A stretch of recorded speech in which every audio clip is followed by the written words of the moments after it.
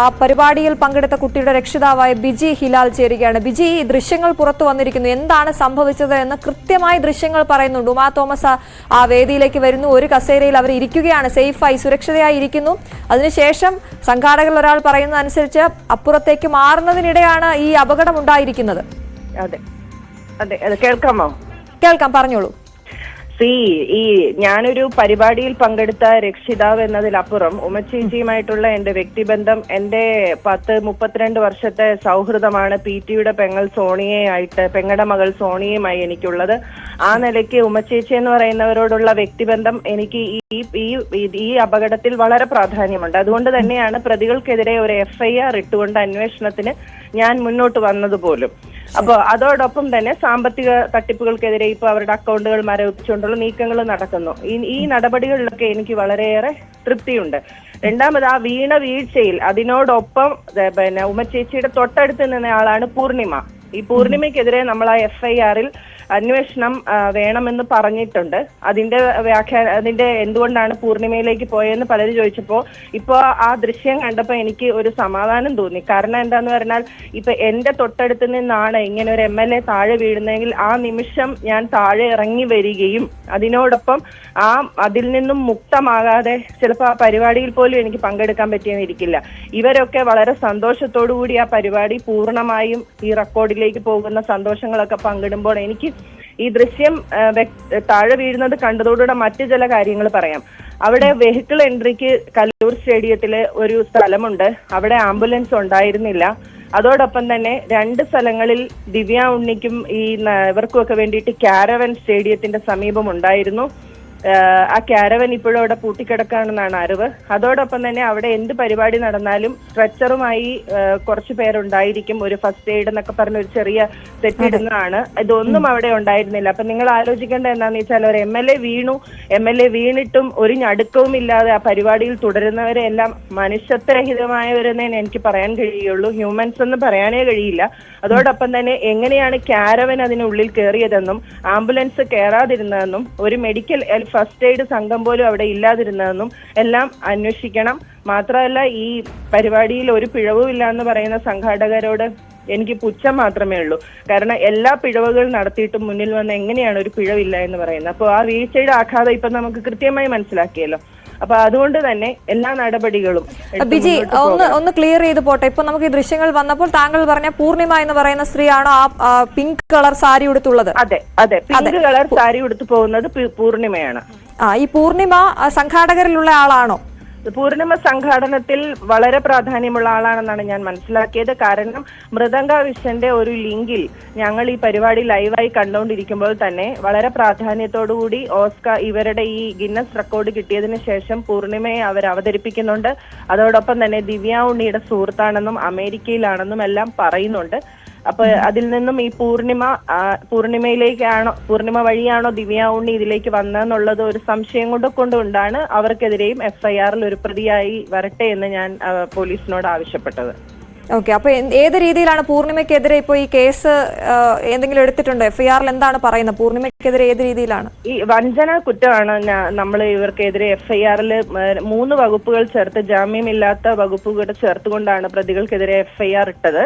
അപ്പോ ഇതിനകത്ത് പൂർണിമയും കൂടെ വരട്ടെ. നമുക്ക് ശരിക്കും ഇതിന്റെ മുന്നിൽ ആരൊക്കെയുണ്ട് ഇതിന്റെ പിന്നിലെന്നുള്ളത് വ്യക്തമല്ല. പക്ഷെ എങ്കിലും നമ്മളുടെ മനസ്സിൽ ഇതിനകത്ത് പ്രാധാന്യത്തോടുകൂടി അവർ ഈ ഗിന്നസ് റെക്കോർഡ് കിട്ടിയെന്ന് പറഞ്ഞുകൊണ്ടുള്ള ആഘോഷത്തിൽ വ്യക്തമായി പറയുകയും വളരെയേറെ നന്ദി അറിയിക്കുകയും ചെയ്ത ഒരാളാണ് പൂർണിമ.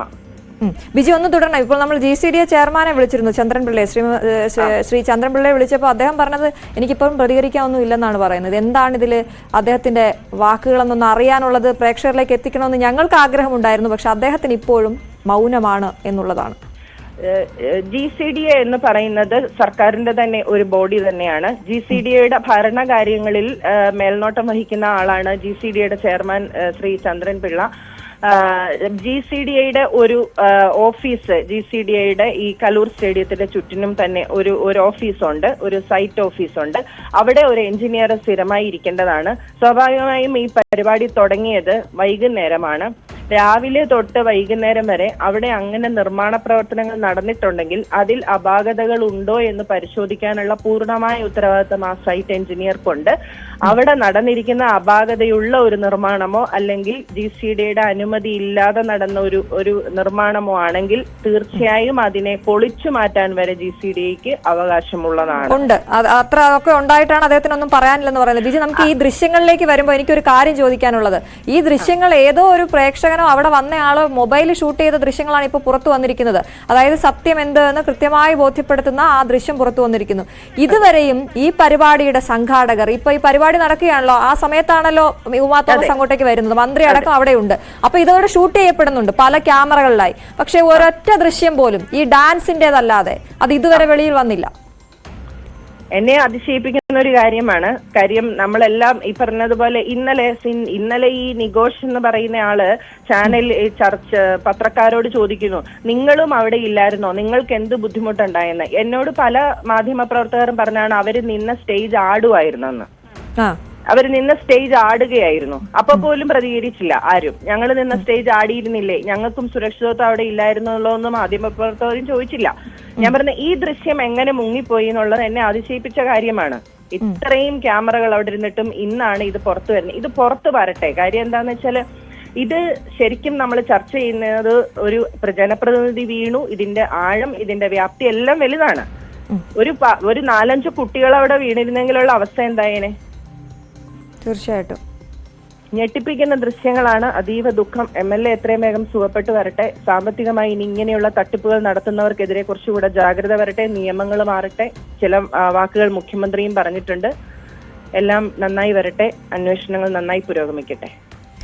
ശരി ബിജി, എന്തായാലും ബിജിയിലേക്ക് വീണ്ടും ബിജിയെ വിളിക്കേണ്ടതുണ്ട് എന്ന് തോന്നുന്നു. ബിജി ഇപ്പോൾ ബിജി പോയിക്കോളൂ. എന്തായാലും ബിജി പറഞ്ഞ കാര്യങ്ങൾ വളരെ ഗൗരവമായി തന്നെ ഞങ്ങളും എടുക്കുകയാണ്. ഇതുവരെയും ഈ ദൃശ്യങ്ങൾ പുറത്തു വന്നില്ല എന്നുള്ളത്.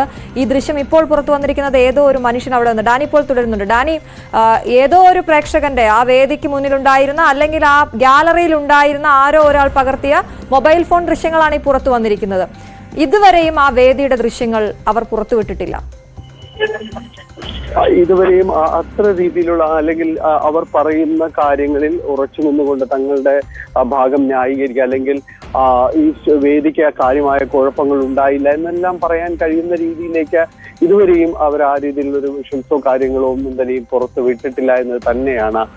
ഇതിപ്പോൾ പുറത്തു വരുന്ന ദൃശ്യങ്ങൾ മറ്റാരോ പകർത്തിയ ദൃശ്യങ്ങൾ തന്നെയാണ് ഇപ്പോൾ പുറത്തു വരികയും ചെയ്യുന്നത്. ഇവർക്ക് ഈ രീതിയിൽ അങ്ങനെ വാദിച്ചുകൊണ്ടിരുന്നെങ്കിൽ ഏതെങ്കിലും രീതിയിൽ തങ്ങളുടെ വേദി ഇതായിരുന്നു എന്ന് പറയാനുള്ള കാര്യങ്ങളെല്ലാം ഉണ്ടായിരുന്നു. അവർക്ക് അത് മുന്നോട്ട് വന്നുകൊണ്ട് അത്തരം കാര്യങ്ങൾ പറയുകയും ചെയ്യുമായിരുന്നു. പക്ഷെ ഡാനി, അത് അവിടെ അത് മനസ്സിലാക്കേണ്ടത് അത് പൂഴ്ത്തി എന്നുള്ളതാണ്. എത്രയോ ക്യാമറകളിൽ മന്ത്രി അടക്കമുള്ള വേദിയല്ലേ, തുടക്കം തൊട്ട് അവര് ചെക്ക് ചെയ്യുന്ന സമയം തൊട്ട് ക്യാമറ റോൾ ചെയ്യുമല്ലോ. അപ്പൊ ഒരു ദൃശ്യം പോലും പുറത്തു വരരുത് എന്നുള്ളത് അവർ മനഃപൂർവ്വം വരുത്തിയതാണ്, അത് പൂഴ്ത്തിയതാണ് ആ ദൃശ്യങ്ങൾ. അങ്ങനെ തന്നെ കരുതേണ്ടി വരും. കാരണം ഇതിൽ നിരവധിയായ ക്യാമറകളും കാര്യങ്ങളും ഇവർ പറഞ്ഞുകൊണ്ടിരുന്നത് പോലും അത് തന്നെയാണ്. കാരണം ഇതൊരു ലോക റെക്കോർഡിലേക്ക് അടക്കം കാര്യങ്ങൾ പോകുന്നതാണ്. അപ്പോൾ പൂർണ്ണമായും തന്നെ ഇതിന്റെ ഒരു ഡോക്യുമെന്റ് നിങ്ങൾക്ക് ലഭ്യമാകും. വിവിധ ക്യാമറകൾ പുറത്തുനിന്ന് അവിടെ ഡ്രോൺ അടക്കമുള്ള ഒരു സംവിധാനങ്ങളും കാര്യങ്ങളും എല്ലാം തന്നെ ഉണ്ടാവുകയും ചെയ്തിരുന്നു. ഇത്തരം കാര്യങ്ങളെല്ലാം തന്നെ ചെയ്തുകൊണ്ടിരിക്കുകയും ചെയ്തു. തങ്ങളത് പൂർണ്ണമായും അത് ഈ ദൃശ്യവൽക്കരിക്കുകയും ചെയ്യുന്നു എന്നതെല്ലാം തന്നെ അവർ പറയുന്നുണ്ട്. എന്നിട്ട് പോലും ഈ കാര്യങ്ങളിൽ ആധികാരികമായിട്ട് അവർക്ക് പറഞ്ഞ് സ്ഥാപിക്കാനായിട്ട് അവർ ചെയ്തിരുന്നില്ല. കാരണം അവർക്ക് അതിന് ഈ സ്റ്റേജ് സംവിധാനത്തെ കുറിച്ച് അവർക്ക് ഒരു രീതിയിലും പറഞ്ഞു നിൽക്കാൻ കഴിയില്ല എന്ന ഉത്തമ ബോധ്യം അവർക്ക് തന്നെ ഉള്ളത് കൊണ്ടാണ് ഈ സ്റ്റേജിനെ കുറിച്ച് പ്രത്യേകിച്ച് വിശിഷ്ടാതിഥികളെല്ലാം വരുമ്പോൾ തീർച്ചയായും അത് സംബന്ധിയായ കാര്യങ്ങൾ അവർക്ക് ആ ദൃശ്യങ്ങളെല്ലാം തന്നെ എടുത്തിട്ടുണ്ടാകും. പക്ഷെ അവരത് ഇതുവരെയും പുറത്തുവിട്ടില്ല. പകരം അവർ പറഞ്ഞുകൊണ്ടിരുന്നത് അവിടെ നടന്നു പോകാനുള്ള വീതി ഉണ്ടായിരുന്നു, കടന്നു പോകാനായിട്ട് കഴിയുമായിരുന്നു എന്ന് പല കാരണങ്ങൾ അവർ പറയുകയായിരുന്നു. പക്ഷെ ഇത് പറഞ്ഞു സ്ഥാപിക്കാനുള്ള ഒരു ശ്രമവും ദൃശ്യങ്ങളിലൂടെയും മറ്റും അവർ നടത്തിയിരുന്നില്ല എന്നതാണ്. അതുകൊണ്ട് തന്നെ അശ്വതി പറഞ്ഞതുപോലെ ഈ ദൃശ്യങ്ങളടക്കം അവർ ഒളിച്ചു വെച്ചിരിക്കുകയായിരുന്നു. പല ദൃശ്യങ്ങളും അവരുടെ സ്റ്റേജ് സംബന്ധിയായ കാര്യങ്ങളിൽ ഏതെങ്കിലും രീതിയിലുള്ള ഒരു വിശദീകരണത്തിന് അവർക്ക് കഴിയുമായിരുന്നെങ്കിൽ അത് ഒന്നും തന്നെ ചെയ്തിരുന്നില്ല എന്നതാണ്. അത് മാത്രവുമല്ല, നമ്മൾ മനസ്സിലാക്കേണ്ടത് വളരെ വിശിഷ്ടാതിഥികൾ അവിടെ ഉണ്ടായിരുന്നു. GCDയും അടക്കമുള്ള എല്ലാവരും തന്നെ ഉത്തരവാദിത്തപ്പെട്ടവർ അവിടെ ഉണ്ടായിരുന്നിട്ട് പോലും അവർക്കെല്ലാം തന്നെ ഒറ്റ നോട്ടത്തിൽ ഇത്തരം കാര്യങ്ങൾ ഇപ്പോൾ അനുമതി തേടിയിരുന്നില്ല സ്റ്റേജ് നിർമ്മാണത്തിന് എന്ന് പറയുന്ന GCD തന്നെയാണ്. GCDയുടെ ചെയർമാനും അടക്കമുള്ള കാര്യങ്ങൾ തന്നെയെല്ലാം തന്നെ അവിടേക്ക് വരുന്നൊരു സാഹചര്യം ഉണ്ടാവുന്നെങ്കിൽ ഇവർക്കിതൊന്നും മനസ്സിലാകുന്നില്ലേ എന്ന ഗുരുതര ചോദ്യം ബാക്കി നിൽക്കുന്നുണ്ട്. ആരും അതിന് കൃത്യമായ ഒരു ഉത്തരം നൽകുന്നില്ല എന്നതാണ് അശ്വതി. അതാണ്